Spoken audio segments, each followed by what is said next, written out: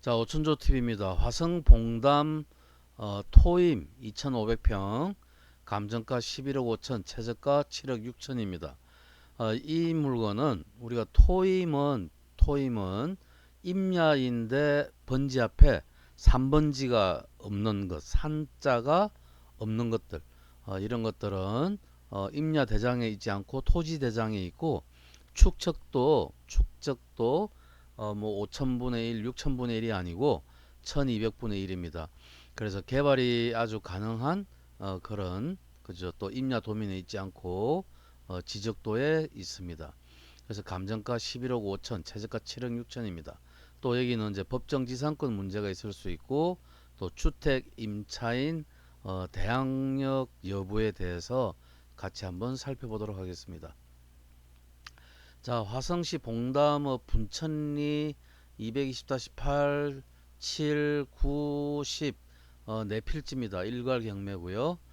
건물은 매각재입니다. 매각재고, 토지가 2,500평, 감정가 11억 4,600, 최저가 67%, 7억 6,300입니다.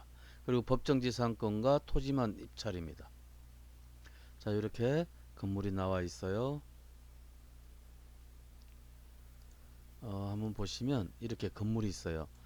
이 도로 인근에 지금 현재 주변이 이렇고, 그 전에 여기 건물이 있었는데 어떤 연유인지 이 건물은 철거를 했습니다. 철거를 했고, 이게 건물이 있었는데 이건 철거를 했어요.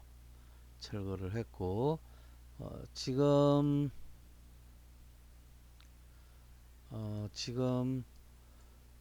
위성 지도가 24년 4월이에요.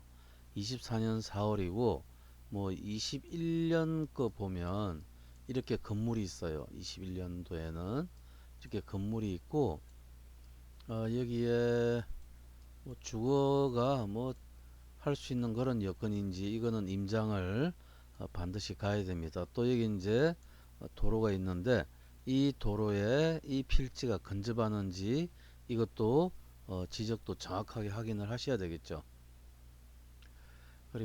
그리고 이렇게 보시면 위치적으로는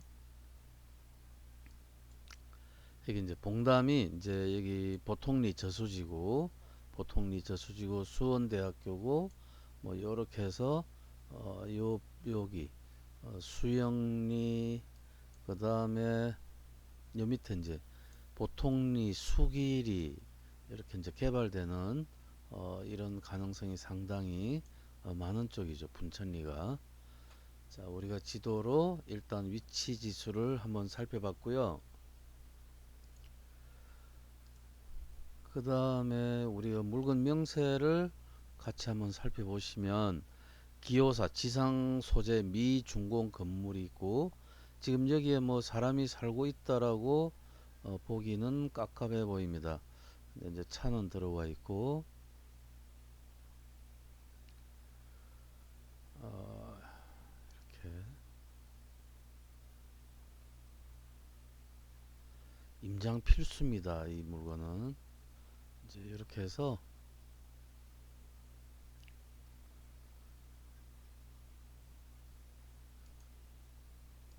자, 이렇게,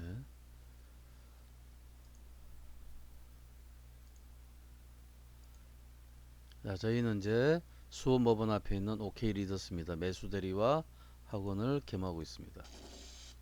자, 이 물건을 통해서 여러분들이 주택 임차인의 권리, 그 또 토지만 경매가 나와 있는 경우에 임차인의 권리관계, 이런 거를 조금 유념해서 한번 같이 살펴보면 좋겠습니다.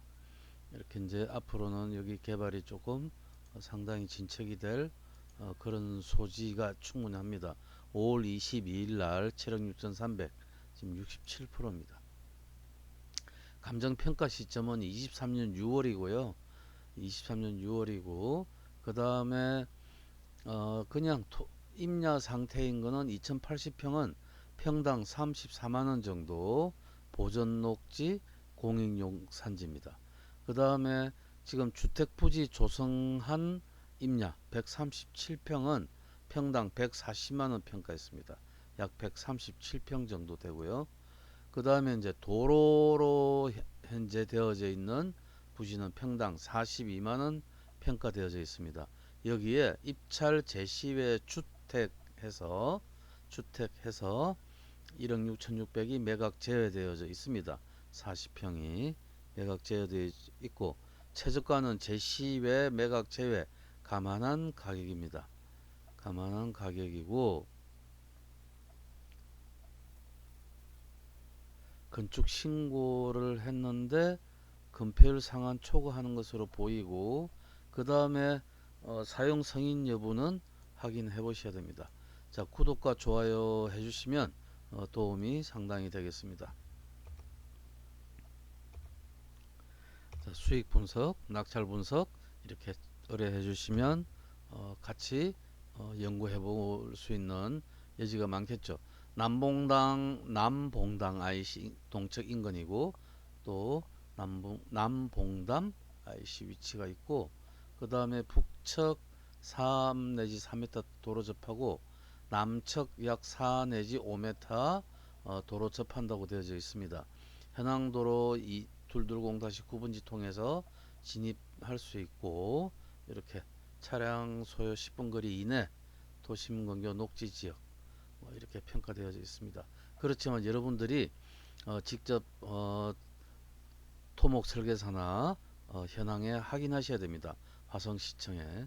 자, 등기부 보시면 지금 이제 김모 씨께서 건저당 설정을 해서 임의 경매를 신청한 사건입니다. 그래서 여기에 배당의 앞선 선순위가 여기 홍모씨 3억 7천, 노씨 또 3억 7천, 또 홍씨 2억 2,500 이렇게 했습니다. 그러면 약 6억 7억 5천, 8억 5천, 8억 7천 8억 7천 정도가 지금 건저당이 선순위가 있습니다. 이럴 경우에 우리가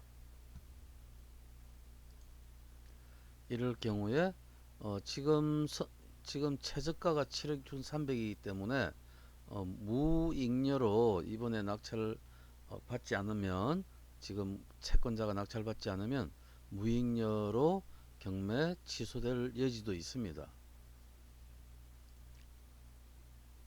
이제 여기 이 주택에 이렇게 두 사람이 말소 기준 권리보다 빠르게 19년 7월, 21년 8월 이렇게 전입 신고되어져 있습니다. 전입 신고되어져 있기 때문에 배당 신청은 하지 아니했습니다. 그래서 지금 인수 권리라고 나와 있습니다. 근데 이제 이 참고상 매각 물건 명세서 상에 공무상 임야인데 주택 부지가 조성되고 있고 건축 신고 존재하고 공무상 임야 현황 도로가 있고 제시외 건물 소재로 인해서 최저 매각가는 좀 적게 판단했다. 그리고 법정지상권 성립 여지가 있다 이렇게 되어져 있습니다. 자, 배당 신청을 안 했기 때문에 이 보증금은 얼마인지 알 수가 없습니다. 그래서 지금 이거는 일괄 경매라고는 하지만 토지만 건물은 소유를 가질 수 없고 토지만 지금 경매가 나와 있는 거기 때문에 이럴 경우에 토지 건물의 소유자가 동일하면 토지와 건물 소유자가 동일할 경우에 토지 매수인한테 건물 임차인은 대항력을 주장할 수 없다. 토지와 건물의 소유자가 동일할 경우 토지 매수인한테 대항력을 주장할 수 없다 이렇게 되어져 있습니다. 다는 이제 매수인의 건물 철거 불응해서 인도는 거부할 수 있다. 이건 이제 재판 절차를 거쳐야 되겠죠. 또 건물만 매각 시에 임차인은 건물 매수인에게 대항력 유무에 따라서 보증금 반환을 청구할 수 있다. 지금 경매 개시 결정 당시에 토지와 건물 소유자가 동일한 물건이죠. 그래서 토지 매수인한테 건물 임차인은 대항력을 주장할 수 없습니다. 근데 이제 토지와 건물 소유자가 다를 경우에 법정지상권이 성립되지 않아서 토지 매수인한테 대항력을 주장하지 못합니다. 건물 매수인한테 대항력을 주장할 수 있지만 법정지상권이 성립되지 않은 건물을 매수할 사람이 없다고 보면 사실상 권리관계는 보호받지 못합니다. 그래서 이거를 좀 더 우리가 상세히 좀 보고 건너가죠. 일괄 매각이지만 건물에 대하여는 매각 제외이므로 다툼의 여지는 있습니다. 임차인은 토지의 낙찰을 받은 매수인한테 임차보증금 반환을 청구하려면 재판 절차를 거쳐야 하겠지만 임대차 보호법은 전입과 거주가 대항력의 기본 요건이고 현재 건물은 공사 중으로 거주할 수 없는 상황이기에 이거는 이제 저희 추측입니다. 이거는 임장 가야 됩니다. 상황으로 제가 보여지고 그래서 일시 사용을 위한 임대차이거나 어떤 뭐 소기의 뭐 얼마라도 건지기 위해서 가짜 임차인일 경우가 높다고 볼 수도 있습니다. 그래서 임대차 보호법의 제11조를 보시면 일시 사용을 위한 임대차인 경우에는 이러한 임대차가 명백한 경우에는 임대차 보호법에 적용을 하지 않는다고 나와 있습니다. 우리가 판례를 하나 보시면 임대차 계약의 주된 목적이 주택의 사용 수익보다 소액 임차인으로 보호받아서 기존 채권을 해소하려는 데 있는 경우 임대차 보증금의 감액으로 주택 임대차 보호법상 소액 임차인에게 해당된 경우에 소액 임차인으로서 보호받을 수 있는지 여부에 대해서 우리가 한번 살펴보시면 여기에 채권자가 채무자 소유의 주택에 관해서 채무자와 임대차 계약을 체결하고 전입신고를 마친 다음 그곳에 거주하였다고 하더라도 임대차 계약의 주된 목적이 주택을 사용 수익하려는 것이 아니고 소액 임차인으로 보호받아서 선순위 담보권자에 운선해서 채권을 해소하려는 것이 주된 목적이 있다라면 소액 임차인으로서 보호받을 수 없다. 이렇게 되어져 있습니다. 또 대지의 매각 대금을 보시면 주택의 임차인은 주택임대차보호법 3조 2항 3조 2 2항에 따라 대지를 포함한 주택의 환가 대금에서 배당을 받는데 이는 대지만이 경매 신청된 경우라도 마찬가지이고 대지와 건물에 대해서 따로 경매 절차가 진행 중인 경우에도 양 절차 모두에서 배당받을 수 있다. 이 내용은 정상적인 대지 위에 건물이 있는 여기에 임차인을 얘기하는 겁니다. 그리고 이제 대항 요건 및 확정 일자를 갖춘 임차인과 소액 임차인은 임차주택과 그 대지가 함께 경매될 경우뿐만 아니라 임차주택과 별도로 그 대지만이 경매될 경우에도 그 대지의 환가 대금에 대하여 우선 변제권을 행사할 수 있다. 건물과 대지가 시기를 달리해서 따로 경매되는 경우에도 경매 절차에 참가해서 우선 변제를 받을 수 있다. 그래서 보편적으로 대지와 건물이 동일인 소유에서 토지만 경매 나와 있을 경우에 정상적인 건물이라면 임차인이 지금 낙찰자한테 주장을 할 수 있겠지만 이와 같은 물건에 있어서는 충분히 다툼의 여지가 있겠죠.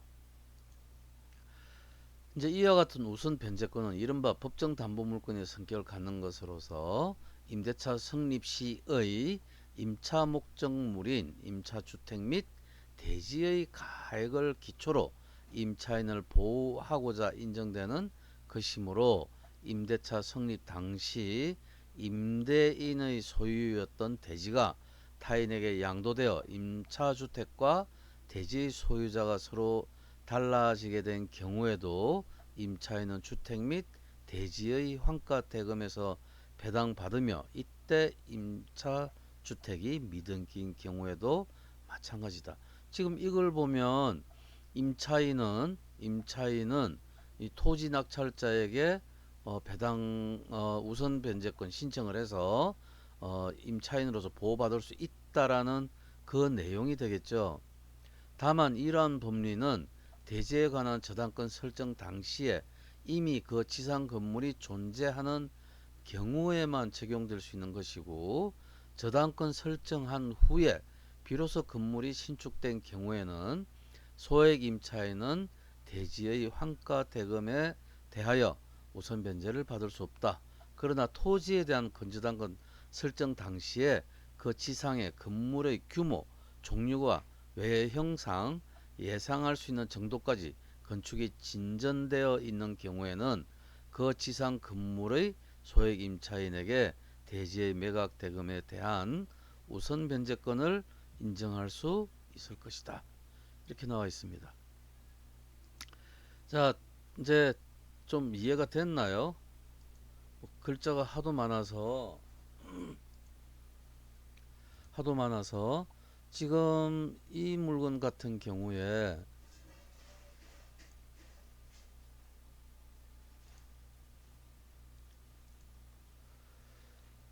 지금 현재 건물의 외형은 갖춰졌는데 이 임차인이 어차피 이런 물건은 건물 철거도 해야 되고, 왜냐하면 법정지상권이 성립하면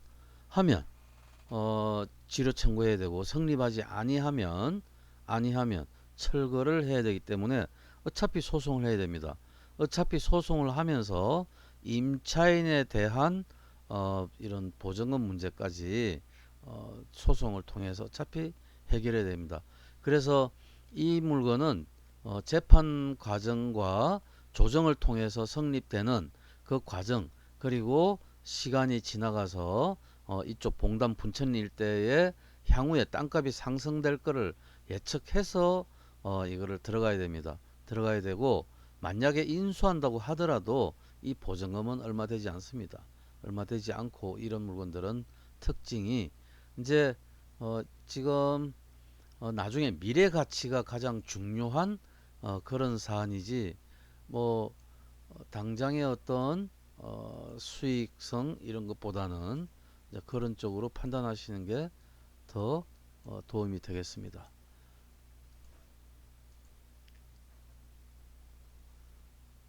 자, 이렇게 이제 살펴봤고요. 어, 그 오천조 TV 봐주셔서 감사드리고요. 자, 구독과 좋아요 해주시면 도움 되겠습니다. 자, 화이팅하는 하루 되시기 바랍니다. 대단히 감사합니다.